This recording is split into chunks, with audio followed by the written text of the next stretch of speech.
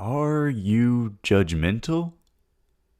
It is a rather simple question, but it can carry a lot of merit. Many people view themselves as quote unquote good people, but what about when it comes to passing judgment? We are all guilty of judging others whether we like it or not, but fortunately there is light at the end of the tunnel for solving this problem. This week, we're going to look at what judgment is and how it can consume a person even when they are completely oblivious to it. To kick things off, I would like to restate a Bible verse you may be familiar with. Matthew 7:5. You hypocrite, first remove the beam from your own eye, then you can see clearly to remove the speck out of your brother's eye. Jesus humorously overemphasizes the ridiculousness of hypocrisy because honestly, most of the time it is that ridiculous. It is extremely easy to overlook your own flaws when observing someone else's when you yourself are just as guilty of something different.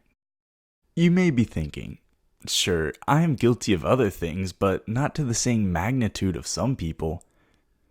If we look back at Matthew 7:1-2, Jesus utters, "Judge not, that ye be not judged. For the same way you judge others, you will be judged, and with the measure you use, it will be measured to you." To God, the degree of judgment doesn't always necessarily mean everything. Any and all judgment is viewed as hypocritical in God's eyes when you really stop to evaluate the burden of sin we carry around with us every day. But I am not here to retell what most of you most likely are aware of. Rather, to give practical help into solving this issue so you may also have the ability to diagnose this problem of judgment as it seems to have swept across society rather undetected. First things first, if you want to solve a problem, you must acknowledge the problem exists. Swallowing your pride and admitting that you and me, yes, are judgmental will give you perspective into better solving the problem.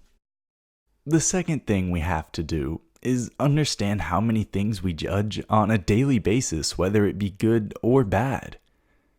I challenge you, just for one day, to be extremely self-aware of the judgments you are not only making about others, but simply things in general. Becoming self-aware to this will allow you to see how frequently your subconscious mind can blast through hundreds of judgments throughout a day. Lastly, I want you to understand the difference between judgment and reality. Reality is constant. It doesn't matter how you put it, reality is how things are. Judgments are nothing more than how we choose to perceive that reality. When people have the ability to put reality into their own interpretation, a multitude of things can occur, as I'm sure you're able to tell just by the world we live in. We often make blanket statements generalizing a person or a thing based on how we perceived it. A favorite quote of mine is, "We often assume that everything sees life the way we do. We assume others think the way we think, feel the way we feel, judge the way we judge, and abuse the way we abuse." Now, you might be asking yourself, why is this guy giving us a whole science spiel on a Bible-centered podcast? To understand how to counteract judgment, as it is an embedded tendency in our ego, we first must know what and how it acts, as I've just described. I've come to find it rather common for people to rant about the dangers and evil of judgment to those who may be judgmental without providing them with any means on how to mend the problem. Christians often get a bad rep at times for being judgmental among peers, co-workers, family, and everyday people.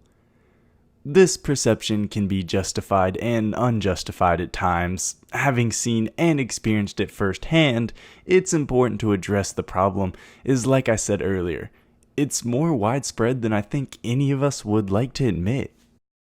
Jesus often said, "God did not send his Son into the world to condemn the world, but to save the world." As followers of Christ, we always use him as the ultimate example of what we should be. Jesus didn't roam the world looking for those to condemn and judge for their wrongdoings, but to educate them and lead them on the right path. Wrapping this up, I didn't want to make this episode too long due to the rather straightforward nature about what the Bible says regarding judgment. Jesus frowned upon those who showed judgment to others because we all drag a heavy luggage of sin behind us every day. Though yes, some of us may be deeper involved in destructive behaviors than others, that doesn't give us a green light to go about deducing their actions. Rather, an opportunity to talk to them and get them back on the right path. Thank you for joining me on this week's episode about judgment, and I hope to see you all next time.